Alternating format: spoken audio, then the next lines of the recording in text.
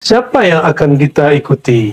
Apa yang harus kita lakukan? Betul, ini adalah pertanyaan penting di akhir zaman ini.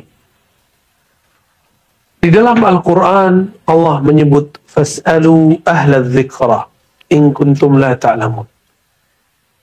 Maka, bertanyalah kepada ahlu zikr, ahli ilmu, jika engkau tidak tahu.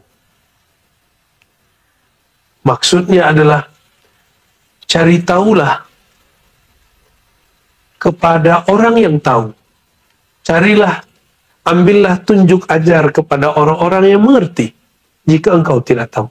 Ilmu ini, sahabat-sahabatku, bukan ilmu membaca kitab.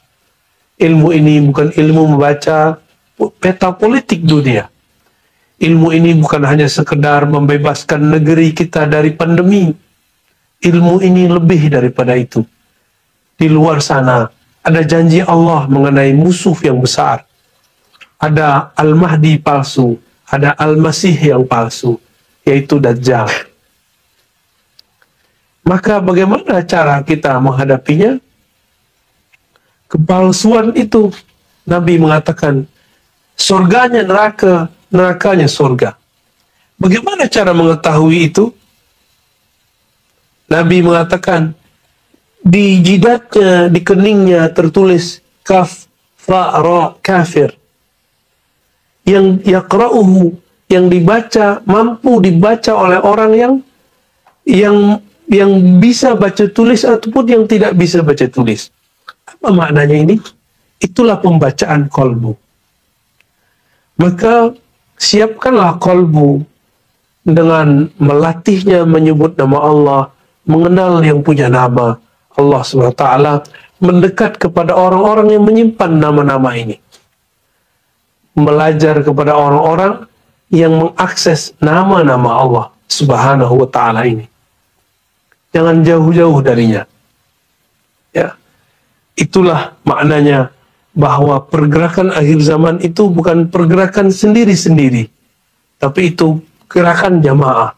Nabi ditanya mengenai 73 golongan, semuanya terjebak, semuanya tersesat, kecuali satu, al-jamaah, yaitu mereka yang bergerak dengan pergerakan bersama. Al-jamaah ini, kolbunya selalu terkoneksi kepada Allah Subhanahu wa Ta'ala. Maka siapkan kolbu. Dengan apa disiapkan? Wa man yu'min billah yahdi qalbah.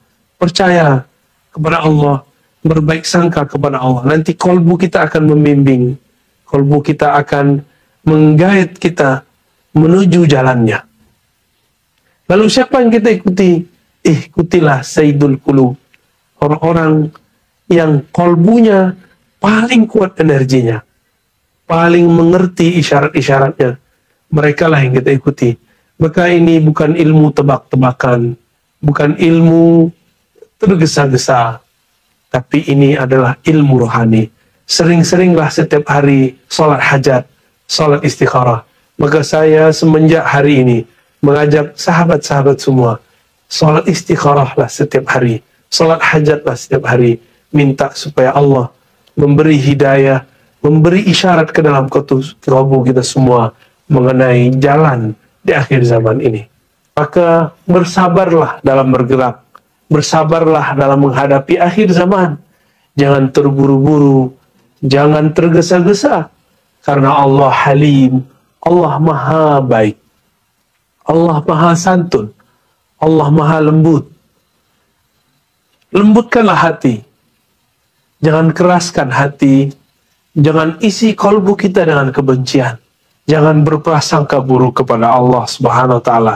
Kenalilah Ia, kita akan bertambah tenang menghadapinya. Ini disebut al-harakah ala minhajil walayah. Wali-wali ini diberikan perangkat-perangkat batin dalam dirinya, yaitu ketajaman kalbu, kebantapan rohani, kekuatan-kekuatan jiwa.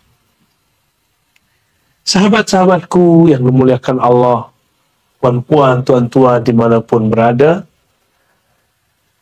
apa yang kedua yang menopang Islam, iman, ihsan, yaitu pergerakan yang mempunyai cita-cita mulia, yaitu menyongsong, menyambut al-khilafah ala minhaj an-nubuwah, kekhalifahan yang berdasarkan kenabian. Apa maknanya ini? Gerakan untuk menyongsong munculnya khilafah akhir zaman itu tidaklah kemudian dapat direncanakan, diinginkan serta-merta. Meskipun ada 7 miliar manusia mengangkat seorang pemimpin yang disebut Mahdi, jika Allah tidak mengizinkannya, maka tidak akan terwujud sama sekali. Maka jangan terpancing dengan anggapan-anggapan, mimpi-mimpi, dengan pergerakan-pergerakan yang tergesa-gesa mengatakan pemimpin dia adalah Al-Mahdi, imam dia adalah Al-Mahdi. Nanti kita akan terbedaya, kita akan terkecoh. Kenapa? Karena hijrah di akhir zaman tidak berdasarkan ra'yu, pandangan-pandangan yang tergesa-gesa, apalagi cuma sekedar tebak-tebakan. Hari ini banyak sekali orang-orang yang bergerak di akhir zaman itu menebak-nebak. Apakah ini, apakah si fulan, apakah ini, apakah si fulan, dan lain sebagainya. Sahabat-sahabat karena Allah, karena semua ujian, semua masalah ada pada akhir zaman ini, maka mulailah berhijrah secara mental. Jangan bermimpi lagi pandemi ini akan berakhir. Jangan bermimpi lagi pandemi ini akan kembali semula. Tidak, akan kembali semula, ada semula seperti kita dulu pra pandemi. Tidak. Coba katakan saja, raditu billahi rabba. Aku ridha dengan ketentuan Allah. Aku ridha dengan kehendak Allah Subhanahu wa ta'ala. Imam Abdul Hasan Syadzili mengatakan, betapa anehnya ada orang yang mengatakan, aku percaya kepada Allah, tapi tidak meridai kehendak-kehendak Allah. Betapa anehnya, betapa gharibnya, betapa tidak selarasnya orang yang mengatakan, kami percaya kepada Allah, tapi dia tidak menerima ini zaman, ini masa, ada semua pancaroba ada di dalamnya. Jika nikmat sebagai umat akhir zaman ada pada kita, maka ujian sebagai umat akhir zaman pun ada pada kita.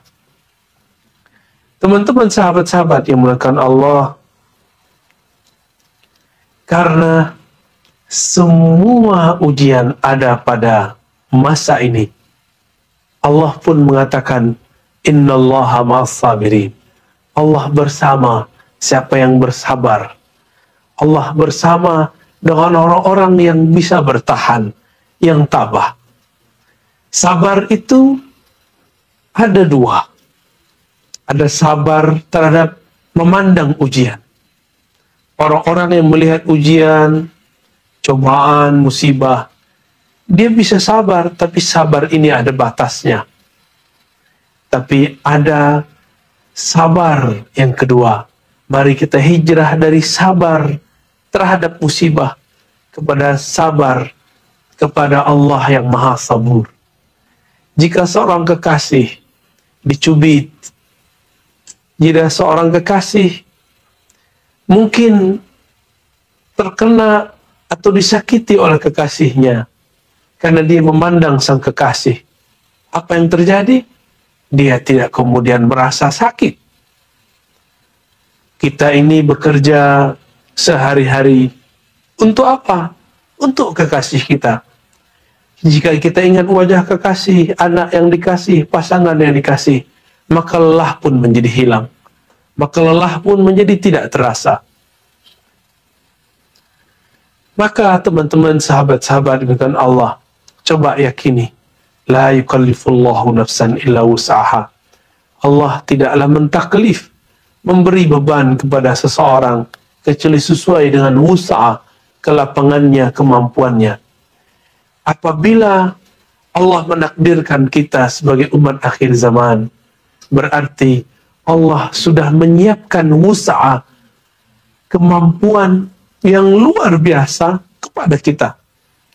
Jangankan kita di akhir zaman, orang-orang ahli neraka saja disiksa dengan siksaan yang seharusnya dia mati, tapi dia tidak pernah mati. La yamutu fiha wa la yahya. Tidak hidup, tapi juga tidak mati. Bagaimana mungkin dia masih hidup? Kepalanya disembelih, dadanya ditusuk, jantungnya ditusuk, tapi masih hidup di neraka sana. Itu kepada mereka yang durhaka kepada Allah. Maka saya yakin, hakul yakin, umat akhir zaman sanggup menanggung semua mara bahaya ujian yang ada ke depan. Terakhir saya ingin menyebutkan satu hadis. Yang hadis ini jika disyarah lumayan panjang. Untuk menghadapi masa akhir zaman, Nabi SAW menyebutkan bahwa akan terjadi ketidakadilan secara global. Zulman atau jauran secara global. Bukan hanya di negeri kita, di kerajaan, di pemerintahan kita, tapi di semua wilayah di negara. Di semua wilayah, semua sudut negeri. Tapi ingat, di saat-saat itu memuncak, maka Allah akan mengirim kekasihnya. Allah akan memunculkan juru selamatnya. Disebutkan dalam hadis bahwa Allah akan meningkatkan. Allah akan membangkitkan seseorang min ahli baiti, dari ahlu baitku, dari keturunanku. Ismuhu iwati usmi, namanya menyerupai, berkesesuaian dengan namaku. Hadis ini riwayat Imam Abu Daud. Kapan itu terjadi? Jika bumi muliat al-ardu jauran wa zulma, jika bumi telah dipenuhi dengan ketidakadilan, jika bumi dipenuhi secara global, secara utuh dengan kezaliman yang merata-rata di mana-mana, maka sahabat-sahabat karena Allah, di saat itulah, di saat semua umat manusia menjerit, tidak hanya negeri kita, tidak hanya Nusantara, tapi semuanya, maka Allah akan munculkan yang mana dia sekarang sudah bersiap-siap muncul. Namanya berkesesuaian, yuwati, dengan namaku. Hadis Imam Abu Daud. Tapi banyak orang lupa apa makna isim, nama di dalam bahasa Arab. Dia mengira, banyak orang berpikir bahwa nama di situ berarti nama secara zahir, yaitu Muhammad. Dalam riwayat tambahan, wasmu abihi ismu abi. Begitu juga nama ayahnya berkesesuaian dengan nama ayahku. Banyak orang salah faham mengira namanya adalah Muhammad ibn Abdullah. Sahabat-sahabat Allah, bukan sekedar itu. Mari kita yang pernah belajar kitab-kitab Arab, teks-teks Arabiyah, atau disebut juga kitab-kitab Arab gundul, kitab kuning. Al-Imam Al-Bajuri, Imam Al-Bajuri ini salah satu syekh yang besar di Al-Azhar di masanya. Beliau mempunyai hasyiah yang banyak. dalam beberapa hasyiah aqidah, hasyiah kitab-kitab yang ditulis untuk mensyarah kitab aqidahnya, kitab fiqihnya, beliau mengatakan al-ismu, nama al-ism itu bermakna dua. Ada dua makna yang terkandung dalam ism. Yang pertama, makna itu berarti al-wasm. Al-ism bermakna al-wasm. Apa arti wasm? Wasm artinya al-alamah, tanda-tanda. Jika diterjemahkan tanda-tanda, maka kita akan mengatakan ismuhu yuwati usmi. Tanda-tanda imam akhir zaman itu yang akan menyelamatkan kalian itu sama dengan tanda-tandaku. Bukan berarti namanya harus Muhammad. Karena nama Nabi sangat banyak sekali. Nama Nabi ada 313 yang kita tahu, yang ditulis oleh Imam Al-Jazuli dalam Dalailul Khairat. Tanda-tanda pada Nabi, Nabi ketika kecil disembelih dadanya, dibersihkan oleh malaikat. Nabi mengalami 5 mi'raj, puncaknya diangkat ke hadirat Allah Subhanahu wa taala. Nabi disembunyikan oleh Allah. Nabi kemudian dipoles oleh Allah.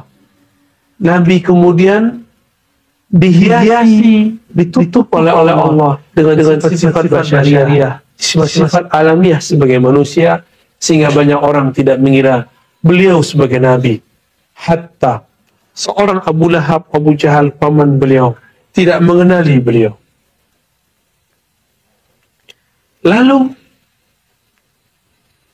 tanda-tanda itu akan terjadi, namun dalam formulasi rupa yang mungkin berbeda. Dulu di zaman padang pasir, sekarang di zaman penuh modern, penuh ada kemajuan. Meskipun nanti suatu saat akan kembali sedia kala. Sahabat-sahabatku yang dimuliakan Allah, lalu apa makna kedua dari al-ism, nama? Yuwati usmuhu ismi. Namanya, nama juru selamat di akhir zaman itu sama dengan namaku. Apa kata Imam Al-Bajuri? Beliau berkata, al-ismu bermakna as-sumu. Tadi al-wasm, sekarang as-sumu. As-sumu artinya tinggi. Kita sering menyebut sahibus sumu, yang mempunyai keluhuran ketinggian. Ketinggian apakah? Darajah. Tingkatan. Ketinggian apa lagi? Al-ulum. Ilmu-ilmu yang dipunyainya. Karena yang diangkat itu yarfa'illahu alladhina amanu walladhina utul ilma darajat. Yang diangkat itu orang yang percaya kepada Allah dan orang-orang yang diberikan ilmu di dalam dirinya. Ilmu itu mulia tergantung objeknya.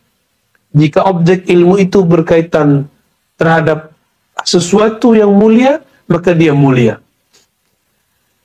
Jika ilmu itu berkaitan dengan sesuatu yang tidak mulia, maka dia tidak dianggap siapa saja. Ilmu yang paling mulia, kata Imam Al-Ghazali, asyraful ulum, al-ilmu billah. Ilmu yang paling mulia adalah ilmu mengenal Allah. Mengenal Allah pun ada 4 ilmunya. Ada al-ilmu bil-af'al, ilmu mengenai perbuatan-perbuatan Allah yang bisa disaksikan secara kasat mata. Ada yang kedua, al-ilmu bil-asma, ilmu mengenai nama-namanya. Allah mempunyai banyak nama. Beberapa ditulis dalam hadis, ada 120, ada 99 nama. Semakin tinggi pengenalan seseorang terhadap nama-nama tersebut, maka semakin tinggi darajahnya di sisi Allah, apalagi di sisi manusia. Maka perhatikan orang-orang sekitar kita, ulama sekitar kita. Di antara ulama itu ada yang lebih mulia dari yang lain. Itu adalah rahasia yang ada di dalam jiwanya, dirinya. Jika di dalam dirinya ada ma'rifatul asma', mengenal nama Allah lebih tinggi daripada yang lain, maka dia Allah angkat lebih tinggi daripada ulama yang lain. Ada yang ketiga, ma'rifatus sifat, mengenal sifat-sifat Allah yang disebutkan dalam hadis qudsi riwayat Imam Al-Bukhari, la yazalu 'abdi yataqarrabu ilayya bin nawafil, senantiasalah hamba-hambaku mendekatkan diri kepadaku dengan nawafil, dengan disiplin terhadap amal-amal yang tidak wajib, tapi dia kemudian mewajibkan kepada dirinya, sehingga aku mencintainya, jatuh cinta kasih sayangku kepadanya. Apabila demikian, aku robah, aku ganti, aku ambil sifatnya, aku ganti dengan sifatku, aku ambil samaknya, aku ganti dengan samakku, sama pendengaran. Maka pendengaran orang ini bukan lagi pendengar dengan telinga fisik, dia sudah mendengar dengan samaknya Allah. Basarnya menjadi basarku, basarnya hanya memandang terbatas kepada dinding, kepada jarak. Sekarang basarnya sudah mampu menembus jauh. Dulu dicontohkan kepada sahabat Nabi Umar, betapa hebatnya Sayyidina Umar. Dia berkhutbah di Madinah Al-Munawwarah. Panglima perangnya sedang ada di Irak, sedang ada di Syam. Lalu dia memanggil, ya Jariyah, wahai Panglima Jariyah, naiklah ke gunung. Dan betapa beningnya, betapa bercahayanya hati Jariyah. Jarak yang jauh itu pun dia bisa mendengarkan suara Umar, suara Amirul Mukminin radhiyallahu ta'ala anhu. Sahabat-sahabatku yang dimuliakan Allah, ilmu-ilmu seperti ini akan turun di akhir zaman. Inilah yang dikatakan ilmu mengenai sifat. Maka orang-orang ini ruhaninya sangat dekat kepada Allah. Dia mempunyai pengenalan terhadap sifat-sifat Allah. Dan yang terakhir adalah ma'rifatuz zat. Ruhani mereka dekat dengan zat Allah subhanahu wa ta'ala. Mereka kenal kepada Allah subhanahu wa ta'ala. 4 ilmu inilah yang dimiliki oleh al-imam di akhir zaman. Ilmu ma'rifatul af'al, mengenal af'al Allah, perbuatan Allah, asma Allah, sifat Allah, dan mengenal zat Allah. Mungkin ada yang bertanya di hatinya, Ustaz, Buya, Syekh, bukankah kita tidak boleh memikirkan zat Allah? Betul, berfikir dengan ra'yu, dengan akal. Sedangkan mengenal tidak mesti dengan akal. Kita ada yang mengenal dengan pandangan fisik, disebut empirik, hissi. Ada yang mengenal dengan akal, rasio. Ada yang mengenal dengan kolbu. Ada yang mengenal dengan ruh. Mengenal dengan ruh bukan dengan berfikir. Mengenal dengan ruh itu adalah asrar, rahasia-rahasia Allah yang Allah titipkan di kolbu Nabi, nanti diwariskan kepada Al-Imam, juru selamat akhir zaman, Al-Imam Al-Mahdi. Maka ini bukan ditandai dengan serban yang tebal, kopiah yang rapi, jubah yang bagus, jenggot yang panjang, baca kitab yang lancar, tidak. As-sumu, ketinggian rohani imam akhir zaman yang dikatakan Nabi, karena di dalam dirinya mengemban 4 ma'rifat, 4 keilmuan ini. Maka tiadalah ia kecuali bercerita tentang Allah, Allah Muhammad, tiada lagi. Inilah lebih kurang makna yuwati ismuhu ismi. Namanya berkesesuaian dengan namaku. Tapi kapan dia Allah munculkan, ya ba'ats, Allah tampilkan secara resmi, secara terbuka, di saat ia melihat di alam semesta sudah terpenuhi oleh kezaliman. Sahabat-sahabatku dengan Allah, bukankah ini sudah mulai masanya? Tiadalah negeri, tiadalah negara, tiadalah kerajaan pemerintahan, melainkan semuanya sedang mengalami kesusahan menghadapi kezaliman orang-orang yang menyebarkan virus bernama corona ini. Inilah awal daripada kezaliman global. Inilah awal daripada kezaliman yang merata-rata di semua wilayah, di penjuru negeri, di penjuru dunia. Maka jangan banyak angan lagi. Nabi dari dulu mengatakan, penyakit umatku itu ada dua. Hubud dunia, cinta dunia, dan tulul amal, panjang angan-angan. Masih berpikir pandemi ini akan kembali semula. Tidak. Ini akan tambah hebat, tambah parah, tambah parah. Namun, meskipun ujiannya tambah berat, ilmu-ilmu yang Allah turunkan juga akan tambah banyak. Inilah kabar gembiranya. Tiadalah ujian diturunkannya, melainkan kemudian Allah tunjang, Allah berikan kemudian sokongan, support ruhani juga secara menyeluruh. Maka siapa-siapa yang memahami 4 ilmu tadi, dia akan merasakan bahwa ini akan bertambah terbuka. Dulu orang berbicara tentang nama Allah, sifat Allah, ada di surau-surau, di pondok-pondok kecil, di penjuru-penjuru desa, penjuru-penjuru negeri, sangat terkucil. Sekarang orang berbicara di tengah-tengah kota besar, di tengah-tengah pemukiman penduduk, bahkan berbicara melalui sosial media. Maka kita juga harus hati-hati, ilmu manakah yang murni. Ilmu yang murni tentu ilmu yang terhubung secara sanad silsilah kepada baginda Nabi sallallahu alaihi wasallam. Kembali ke hadis tadi. Nabi sallallahu alaihi wasallam mengatakan Allah akan mengutus juru selamat. Karena hadis ini, maka banyaklah orang di banyak wilayah, termasuk di Indonesia, di Malaysia.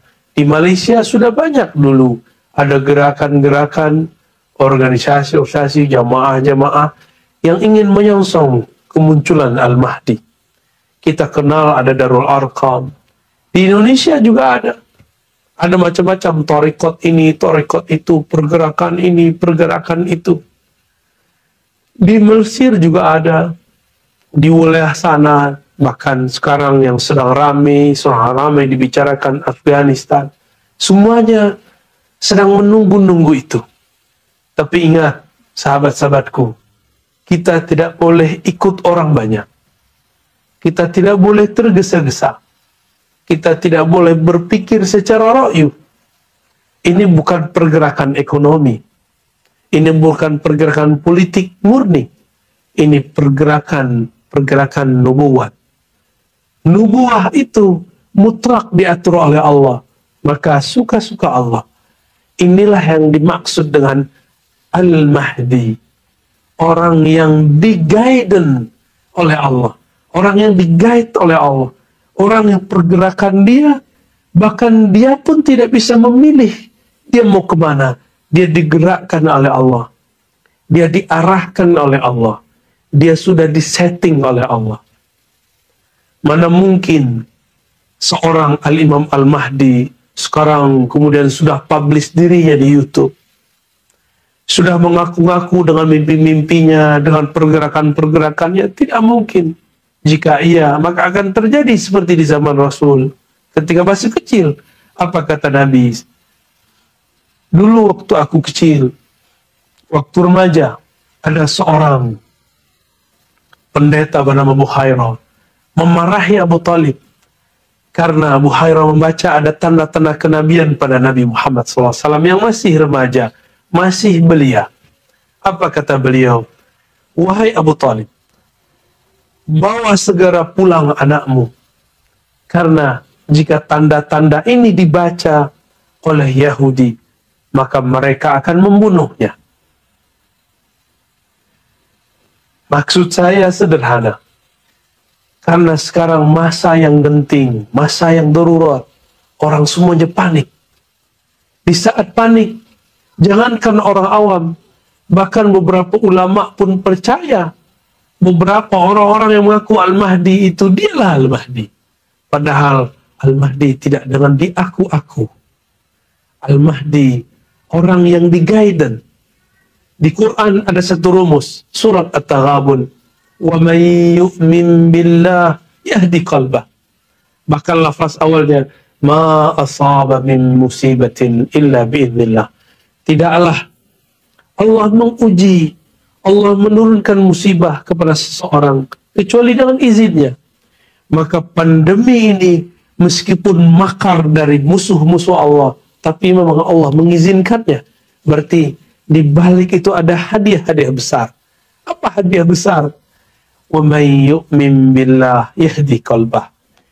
Siapakah di antara kita, saya, saudara-saudaraku, sahabat-sahabatku semua, yu'min, percaya bahwa ini sudah diatur oleh Allah. Yahdi qalbah. Allah akan gerakkan, Allah akan hadikan, hidayahkan kalbunya. Orang-orang yang diberi hidayah kalbunya disebut al-mahdiyin. Orang-orang yang di-guidance kalbunya. Mereka pun tidak bisa memilih. Allah lah yang memilihkan untuknya. Itulah makom para pecinta. Itulah kondisi orang-orang yang sudah larut, yang sudah karam dalam cinta kepada Allah Subhanahu wa ta'ala. Dia tidak lagi memilih dengan pikirannya sahaja. Apalagi cuma berdasarkan tebak-tebakan, cocok-cocok logi, munasabat-munasabat yang tidak sahihah. Dia bergerak berdasarkan anjuran-anjuran, gerak-gerak dari Allah Subhanahu wa ta'ala. Karena Allah berdialog tidak lewat akal seseorang. Bahkan Allah pun kepada kalbu hanya kemudian memberikan hidayah. Hidayah itu berisi simbol-simbol. Tapi Allah berkalam lewat ruh. Kalamnya tidak berhuruf, tidak bersuara. Isinya isyarat-isyarat semata diterjemahkan dalam kalbu. Itulah makna wa may yu'min billah yahdi qalbah. Jika engkau percaya kepada Allah, maka Allah akan tata kalbumu.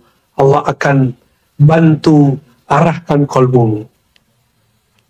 Sahabat-sahabatku yang mulakan Allah, di akhir zaman ini jangan terkecoh, karena akan banyak yang mengaku dirinya Al-Mahdi, dirinya sebagai orang yang diberi petunjuk.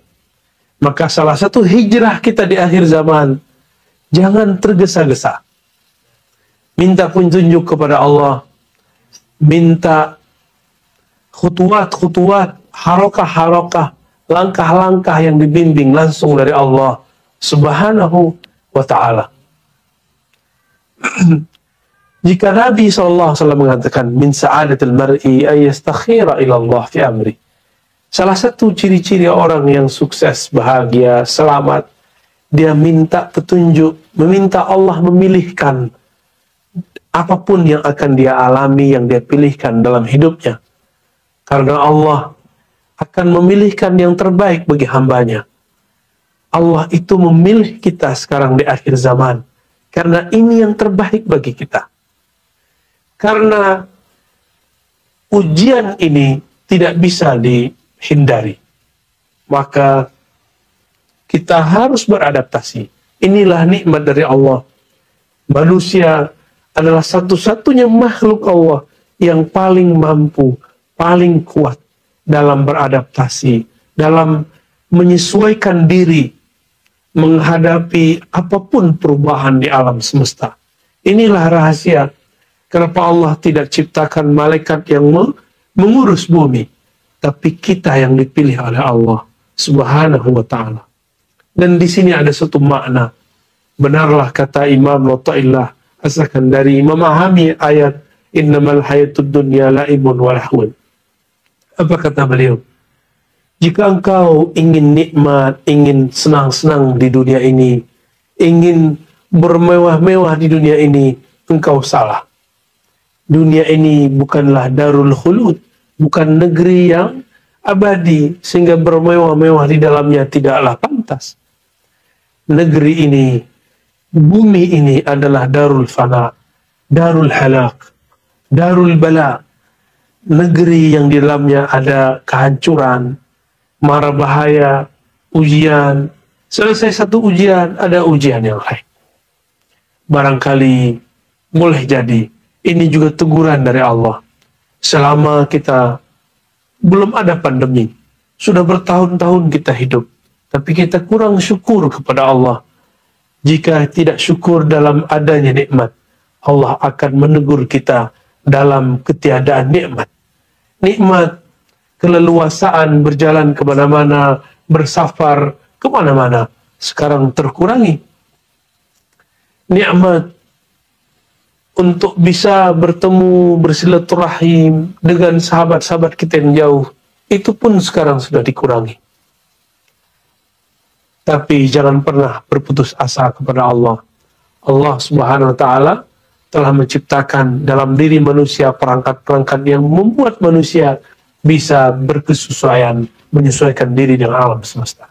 Sahabat-sahabat yang melakukan Allah, inilah hijrah di akhir zaman. Hijrah meninggalkan cara berpikir lama, berpikir mencintai dunia, berpikir dengan tulul amal, panjang angan-angan. Maka sekarang mulailah cara berpikir kita lebih tajam, lebih dalam. Berpikir dengan kulub. Lahum kulubu ya'qiluna biha. Maka jadikanlah kolbu sebagai sumber dari kita berpikir. Jangan jadikan pandangan pemikiran semata. Jangan jadikan hasrat lahiriah semata dalam memandang sesuatu. Jangan berbangga hanya sekedar dengan ilmu yang kita punya, tapi bertanyalah kepada Allah apa yang Dia mau, apa yang Dia rahasiakan. Sahabat-sahabat yang bukan Allah, hijrah dari berpikir secara empirik materialism menjadi berpikir secara qalbiyah, secara qalbu. Allah memandang qalbu manusia. Innallaha yanzuru ila qulubikum. Allah memandang kalbu kamu. Betapa malunya kita saat Allah Subhanahu wa Ta'ala memandang kalbu ini, ternyata di kalbu ini ada nama selainnya, ada ketakutan kepada selainnya, ada prasangka kepadanya. Allah memandang ke dalam kalbu, tapi di kalbu kita tiada namanya.